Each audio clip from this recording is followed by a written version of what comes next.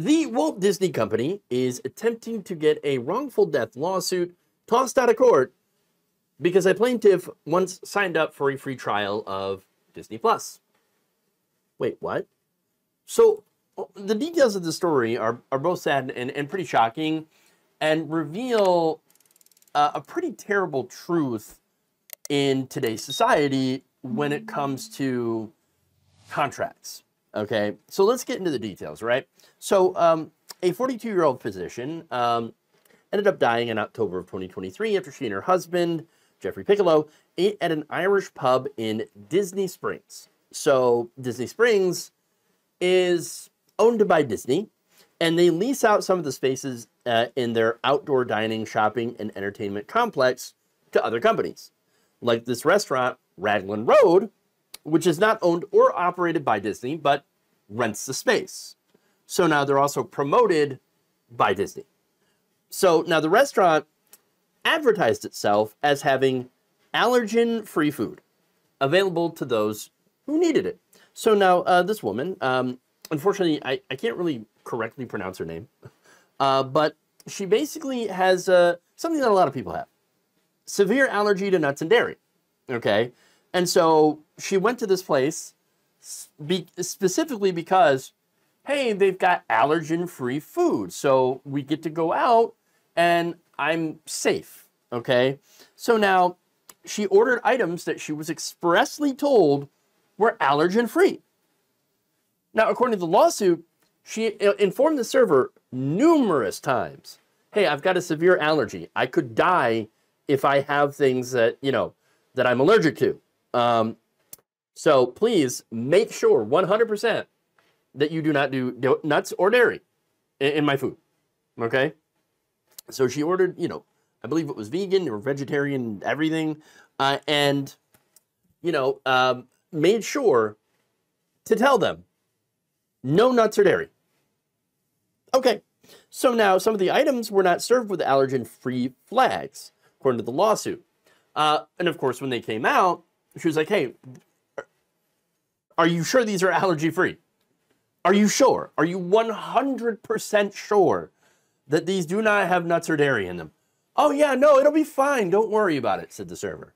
And then about 45 minutes later, after their dinner, the woman ended up having difficulty breathing while out shopping. She collapsed. Now, before she collapsed, of course, she did use her EpiPen because she was having anaphylaxis. Unfortunately, she didn't get there soon enough, and she ended up dying at the hospital. And so, again, a really, really tragic end. A medical examiner's investigation had determined that she had died as a result of anaphylaxis due to elevated levels of dairy and nut in her system. So, I mean, this is, again, horrible. It's like they took the, oh, no nuts or dairy? Okay, I'm going to put extra nuts and dairy in this. That's what it makes it sound like, which, again, is absolutely horrible. This is a clear, 100% open and shut case of wrongful death. They went to this restaurant claiming to be allergy-free. Their food was not allergy-free, and she died. Open and shut, wrongful death, right there. Husband suing for $50,000, okay? Now, the restaurant needs to be held 100% accountable for that. Unfortunately, here's where we get into the weird arbitration, okay? Because this is where Disney Plus comes into play. So it turns out lawyers representing the Walt Disney Company have made the argument that the suit should be tossed because he had signed up for a free trial of the Disney Plus streaming service in 2019. And in order to do that, of course, you have to agree to the terms of use. The terms of use, which were provided with the subscriber agreement, include a binding arbitration clause. The first page of the subscriber agreement states, in all capital letters, that any dispute between you and us, except for small claims, is subject to a class action waiver and must be resolved by individual binding arbitration. Now, in addition to the Disney Plus free trial, the husband also created an account when he signed up for a Disney app ahead of the couple's October 2023 visit. That also required his agreement to Disney's terms of use, which contained a similar arbitration agreement. So basically, what they're saying is, oh, if you sign up for Disney Plus, you're not allowed to sue us for anything. Yeah, that's basically what they're saying. I mean, that's completely and utterly insane, but here we are. Brian Denny, Piccolo's attorney, wrote in an August 2nd filing, that's the husband, the notion that terms agreed to by a customer when creating a Disney Plus free trial account would forever bar that consumer's right to a jury trial in any dispute with any Disney affiliate or subsidiary is so outrageously unreasonable and unfair as to shock the judicial conscience. And this court should not enforce such an agreement. Now, there are experts that are out there saying, well, yeah, I mean, I'm pretty sure Disney is not going to be able to, prevail on this. I don't know. It's a Florida court. I think anything goes there. It could go either way, which is disastrous. Now, Disney responded on Wednesday to an email to the Hollywood Reporter saying this, quote, hey, we're just merely defending ourselves against the plaintiff's attorney's attempt to include us, the landlord, in their lawsuit against a restaurant. So now, look, here's the thing. Disney does not own or operate the restaurant. Okay. Are they directly responsible for this? No, not necessarily. Right? The restaurant, 100% responsible. Okay. Now, the restaurant was promoted by Disney as one that was allergen-free. And so it gets a bit murky here, right? And so, landlord or not, though, it's pretty clear that the restaurant is responsible, should be paying. Okay? Now, that said, the big problem here is the whole arbitration agreement, right? That's the biggest thing that sticks out. Now, that is a common legal tactic for companies to be able to avoid class action lawsuits. They love arbitration because they tend to win. Who picks the arbitrator? The company. Putting it into contracts with fine print that nobody reads is unfortunately something that they're allowed to do under current law. And that's because Republicans in Congress have prevented any rules from being put into place that would protect consumers from this kind of stunt. In fact, a rule proposed by the Consumer Financial Protection Bureau to allow consumers to file class action lawsuits over disputes with banks, credit card companies, and other financial service firms was killed in 2017. And the Supreme Court has consistently defended the use of these forced arbitration agreements in contracts, even employment contracts. Now, the Supreme Court's view is, you don't like it, don't sign it. Oh, what a Republican thing to say. So basically, what you're saying is, don't live your life, don't sign up for anything, don't go anywhere, don't watch anything, because these agreements are literally everywhere. They can pop up in contracts with credit cards, cell phones, bank accounts, student loans, employment, nursing homes, home building, auto loans, healthcare providers, business franchises, cable and internet providers, and more. They're in just about everything. And speaking of employment, you can't even get a job without at least half of them having this arbitration in their employment contracts. 56%. 56%.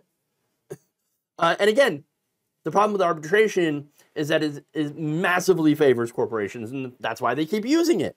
In fact, the American Association for Justice found that in 2020, employers who were forced into arbitration were awarded money in just 1.6% of cases. It ain't even close. There is no pretending that arbitration is anywhere near fair. And this should be one of those cases that is an eye-opener to how often these are used and enforced. This is a high-profile case now, okay? Which Disney, I mean, look, if anything, they should have just been like, we'll settle, here's $50K, right? Instead, now, everybody knows about it, and now, oh, look, maybe we're going to have a congressional investigation into arbitration, right? If enough popular outrage is levied at not only a company, right, Disney in this case, but also at these arbitration agreements, then that could be a vehicle for change. So, especially in an election year. Okay, so that said, this could end up having positive effects because people are starting to realize, oh my God, these arbitration things are insane and they're everywhere. And, oh, you can't sign up for anything like a Disney Plus or tickets or anything like that without, having to sign one of these things because nobody reads them. And suddenly now we can't sue if, they kill us. They literally kill us through negligence. And that's what happened. And now, look, getting back to the Supreme Court, right? Saying, well, I mean, you don't sign it, right? What choice do you have if nearly every service and half the jobs have forced arbitration clauses in them? Again, to exist in society, you're going to come across them. And when you do, you basically give away your rights to sue in these cases. And that's not something that's going to sit well with the American people, okay? And I do understand, too, the need for companies to protect against frivolous lawsuits. I get that. But this is not what's going on here. We're getting run over, roughshod by these companies. Things like wrongful death, sexual harassment, sexual assault, discrimination, etc. These should not be protected by arbitration agreements, okay? You should be able to do a lawsuit against these companies without having to go to forced arbitration, which, again, is just going to favor the company 99% of the time. But in order to get to that point, now we've got to have Congress that passes a law. So I do hope that this will cause enough outrage to bring some sort of change. This is not something that politicians will ignore. And so that is one positive here. But now for the husband, again, I feel horrible for him because he loses the person that he loves to this. And again, he's only asking for $50,000. I think he deserves far more for having to endure such a loss in his life. And so I wish him the best of luck. And I do hope that this is allowed to proceed and leads to actual changes against these ridiculous arbitration agreements. Thank you for watching. If you enjoyed this video, please like, share, subscribe, hit the bell icon in order to get notified whenever a new video is released. And if you want to support independent, progressive media through this difficult time where it seems like everybody is shutting down, you can become a member on our YouTube page, you can become a subscriber on Facebook, or you can go to my Patreon. It's patreon.com/Jeff Waldorf. Thank you.